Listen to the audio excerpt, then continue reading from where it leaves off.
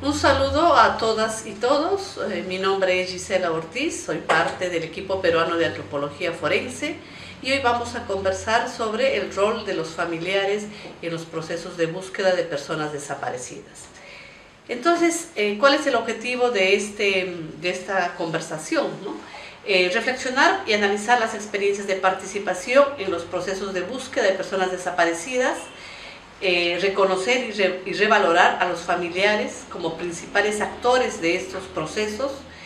generar empatía, reconociendo los derechos vulnerados de las víctimas y reconociendo el compromiso, vivencias, sentimientos en torno a la participación de los familiares de las víctimas. El conflicto armado interno que vivimos en el Perú entre 1980 y el año 2000 trajo una serie de violaciones a los derechos humanos, detenciones arbitrarias, desapariciones forzadas, asesinatos extrajudiciales, personas detenidas injustamente, desplazados por causa de esta violencia. En la fotografía, las primeras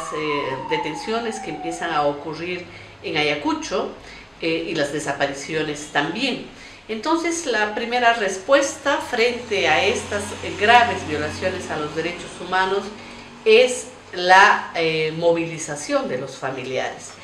Hay que entender que el conflicto armado interno surge en una región como Ayacucho, donde principalmente es una región andina. La mayoría de las víctimas son quechohablantes, son varones principalmente los victimados, entonces son las mujeres, los familiares directos, las esposas, las madres, las hermanas, las que empiezan a movilizarse, ¿no? Entonces los familiares son los que salen de su entorno inmediato, de sus comunidades, hacia Huamanga, la capital de la región Ayacucho, y hacia las otras capitales también, para preguntar dónde están sus familiares, visitan las comisarías, los centros de detención, las bases militares y empiezan a organizarse. Surge la primera organización de familiares, la Asociación Nacional de Familiares de Detenidos Desaparecidos del Perú, ANFACEP, y es la primera organización que articula a los familiares de las víctimas. En la fotografía, una de las primeras movilizaciones que se realizan, ¿no? Entonces, una de estas características de los familiares desde los primeros años de los años 80 es la capacidad de organización, como de alguna manera venciendo el miedo a hablar, a representarse, a conversar con autoridades, empiezan a organizarse y surgen liderazgos como de estas mujeres ayacuchanas de ANFACEP y otros familiares también aquí en Lima, por ejemplo, para exigir derechos, exigir justicia, exigir verdad, exigir saber dónde están sus familiares desaparecidos. En la fotografía, algunas organizaciones de comunidades al sur de Ayacucho, Huamanquiquia y Guaya, son dos distritos de la provincia de Víctor Fajardo en Ayacucho, organizaciones principalmente de mujeres, muy activas respecto a la exigencia de derechos. Pero también los familiares, más allá de esta organización, producto de la necesidad de querer saber qué es lo que ha pasado, de exigir respuestas, empiezan también a participar de estos procesos de búsqueda e identificación de las víctimas. Son los familiares en Ayacucho los que visitan los botaderos de cadáveres, recogen los cadáveres que muchas autoridades se negaban a recogerlos, y son los familiares los que van atesorando en sus memorias las características no solo físicas de las víctimas, sino también con qué prendas estaban el momento que desaparecieron. Son las que realizan las primeras investigaciones de si fue detenido con otras personas, si fue llevado a los cuarteles con otros compoblanos. Son los que visitan los primeros sitios de entierro para dar cuenta a las autoridades de estos espacios. pero también ya en el año 2010, ante la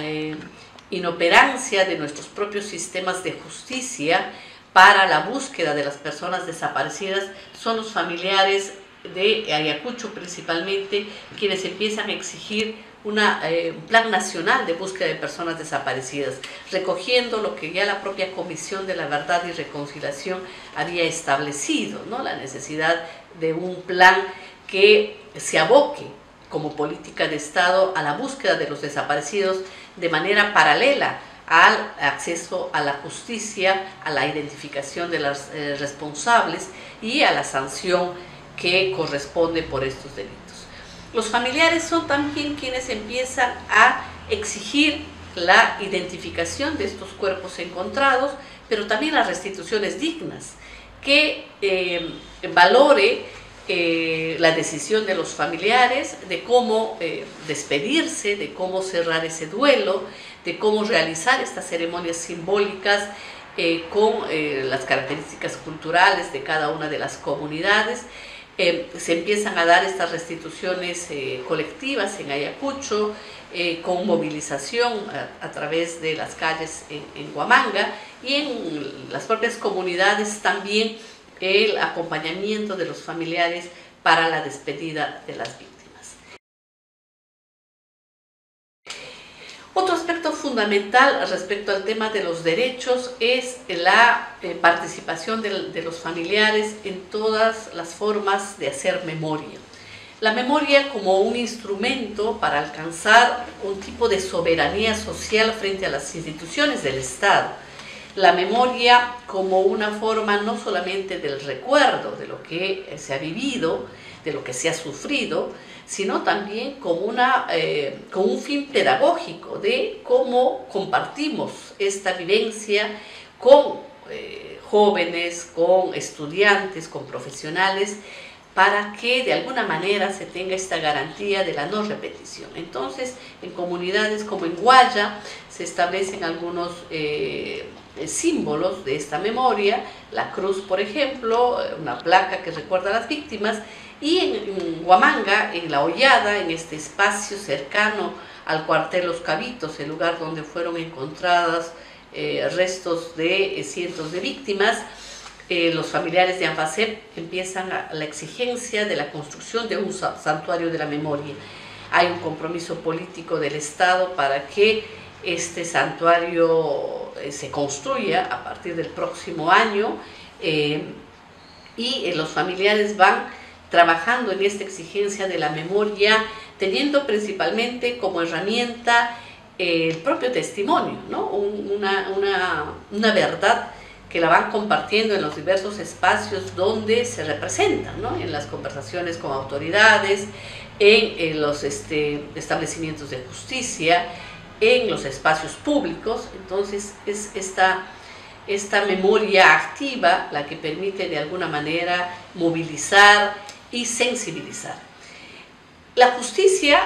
no solamente es un derecho de los familiares de las víctimas, sino que también ha sido una exigencia desde los años 80 de cada uno de estos familiares. Los familiares han ido participando en las investigaciones fiscales, han brindado testimonio, han llevado a testigos, han ido recogiendo la información de los posibles sitios de entierro para darle a las autoridades, y han sido de alguna manera, los guardianes de que esa garantía de justicia como derecho se cumpla. Lamentablemente, en nuestros países siempre está el peligro de la impunidad, a través de indultos, a través de sentencias del Tribunal Constitucional o a través de las propias sentencias judiciales que archivan o que deniegan la sanción a los responsables de estas violaciones a los derechos humanos. Entonces, la acción de los familiares ha sido la participación activa en los tribunales nacionales de justicia, pero también en el sistema interamericano de derechos humanos. Y esta memoria de la que estábamos hablando hace un momento se va también transformando en una forma de reconocimiento y de justicia. Lamentablemente, las estadísticas en nuestro país nos hablan de una impunidad como regla, y esta forma de hacer memoria se va transformando en una una forma de justicia y de reconocimiento y un tránsito hacia esa desvictimización de la cuales los familiares nos hablan. Entonces los espacios se van construyendo y se van transformando en espacios mucho más grandes como el Parque de la Memoria en Guaya, ¿no? Entonces el testimonio de los familiares nos refiere todavía de un dolor permanente, de un dolor que acompaña el día a día de los familiares, de un dolor que cuestiona el saber la verdad y el saber dónde están las víctimas, pero también de un dolor que se ha transformado en fuerza, que se ha transformado en movilización, que se ha transformado en respuestas propositivas al Estado. Son los familiares los que han ido ideando estas otras formas de justicia, como por ejemplo esta política pública de búsqueda de personas desaparecidas. Los familiares se han convertido en actores sociales para el logro de derechos ciudadanos, el derecho a la verdad, el derecho a la justicia y el derecho a la reparación digna. Especialmente en épocas donde el terruqueo se va formando, se va normalizando como una forma de desprestigiar la lucha de los familiares, pero también de invisibilizarlos. Y son los familiares los que vuelven a defender el derecho a la dignidad, no solamente de las víctimas, sino también de los propios familiares. Entonces, de las conclusiones que podemos sacar de este proceso es que tenemos familiares activos desde el año 80, organizaciones de familiares que se han fortalecido a lo largo de los años y que tienen un reconocimiento público y político, otras organizaciones de familiares que han ido apareciendo y que estos logros que podemos mencionar en cuestiones de sentencias condenatorias, en políticas públicas de búsqueda de personas desaparecidas, en espacios de memoria que se han construido o en las propias reparaciones hacia las víctimas, son logros de los familiares, de su esfuerzo y de su lucha incansable. Gracias.